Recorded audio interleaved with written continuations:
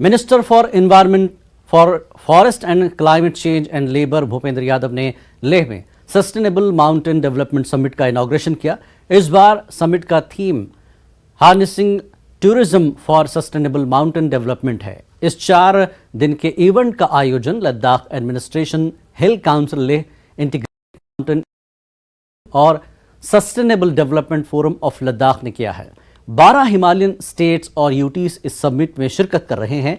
हिल council के chairman advocate तासी Gilson, MP Jamyang सिरिंग Namgyal, GOC 14 cops IMI के president PD राय और दीगर लोग शिरकत कर रहे हैं। समिट के दौरान seminar, panel discussion, teaching session और लेजिस्लेचर मीट का आयोजन होगा।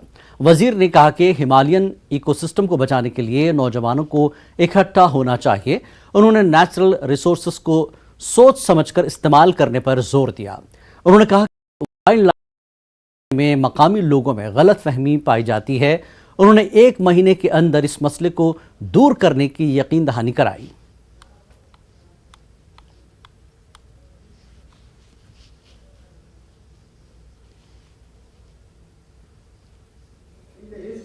जहां फ्रजाइल इकोसिस्टम, इस सेंसिटिव इकोलॉजी को, इस इकोसिस्टम को, एनवायरनमेंट को बचाना भी है और साथ ही साथ देश की सुरक्षा भी हमारे कंधे पे जो जिम्मेवारी है, तो इन दोनों को साथ लेके कैसे आगे चल सकते हैं। तो ऐसे एरिया हमेशा मेरे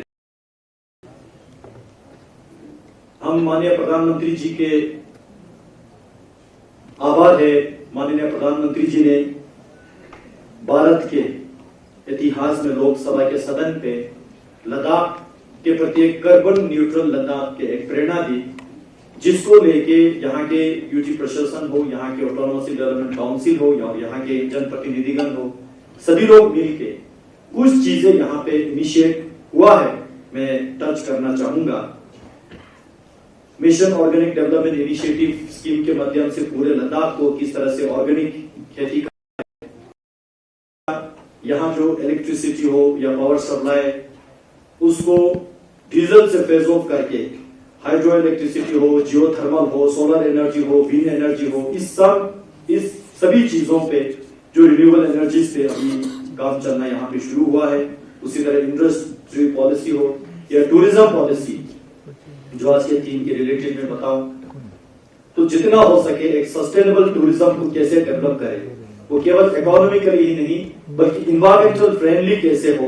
हमेशा यूजुअली लद्दाख वाले कहते हैं कि क्वालिटी टूरिज्म को बढ़ाएगा और quality tourism is not only in terms of dollar in euro but also in terms of environmental friendly tourism हम कैसे बढ़ाएं, उस दिशा में भी बहुत आइडिया हम बढ़ रहा है। सबसे पहले तो मैं आज के आयोजकों को बधाई देना चाहता हूं कि उन्होंने एक बहुत ही रिलेवेंट विषय पर इस वर्कशॉप का आयोजन किया है और निश्चित रूप से हिमालय के इकोसिस्टम को देखते हुए यहाँ पे टूरिज़्म को हम कैसे डेवलप कर सकते हैं, ये इस पूरे वर्कशॉप का उद्देश्य है।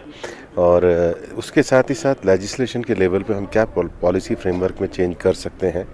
मुझे इस बात की भी खुशी हिमालय में रहने वाले जो यूथ्स हैं, उन्होंने एक डिक्लेरेशन इस क्षेत्र के sustainable development, career, job, skill सब लोगों को लेकर दिया है।